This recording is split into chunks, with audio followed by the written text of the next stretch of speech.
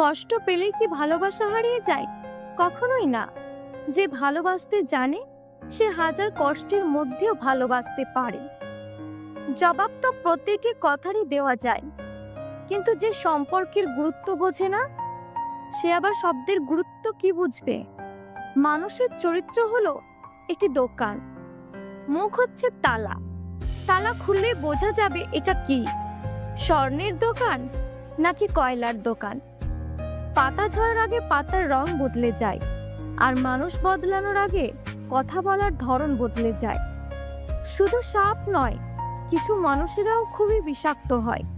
সাপকে তবু দূর থেকে চেনা যায়, কিন্তু বিষাক্ত মানুষগুলোকে চেনা খুবই কঠিন।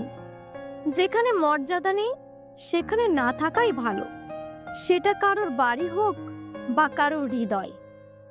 মেয়েরা সবসময় সত্য কথা পছন্দ করে, কিন্তু বিশ্বাস করে মিথ্যাবাদীকে।